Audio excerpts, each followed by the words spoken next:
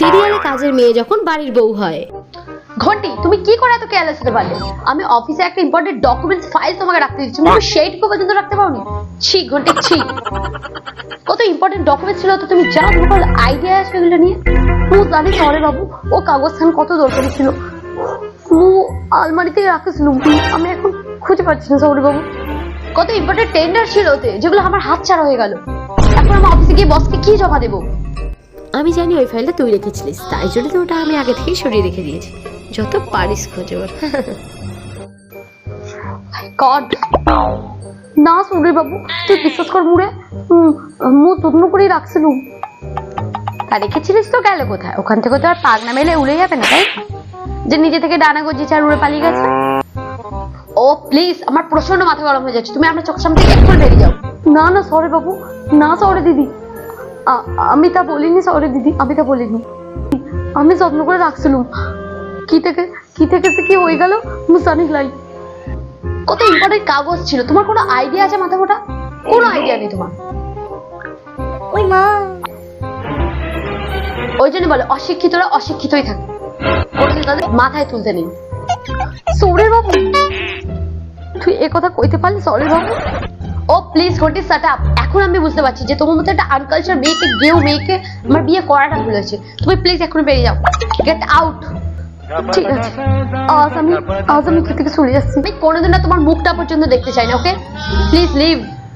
ঠিক আছে, আজ আমি চলে যাচ্ছি, কিন্তু একখান কথা কই যাচ্ছি। আর ঠিক 1 মাস পরে আমি ইঞ্জিনি শিখে তোদের সামনে এসে ঝরঝর করে ইংরেজি বলি, তখন তোরা দেখে নিবি। আসতে সরি বাবু, তুই ভালো থাকিস। আসতে সরি দিদি, তুই ভালো থাকিস। Good bye ঘন্টি।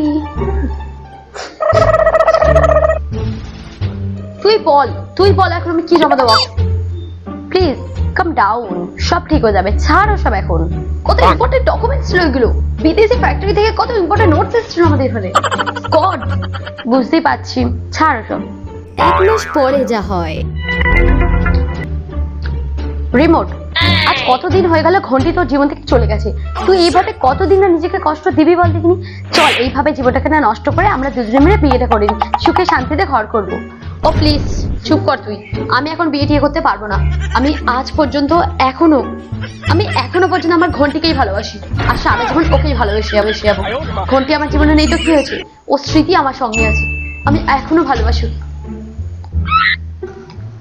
High, excuse me. Oh no! কি কে তুমি? আমি হলাম মিসেস ঘন্টি রানী। ঘন্টি? ওই মা, ঘন্টি তুমি কোথায় ছিলে এতদিন? আমি তোমাকে খুব মিস করেছি ঘন্টি। কিন্তু তুমি এত ভালো ইংলিশ শিখলে কোথা থেকে? আমি 1 মাসের মধ্যে ইংলিশে BA, BSc, BCom, PhD, honours সব কমপ্লিট করে ফেলেছি।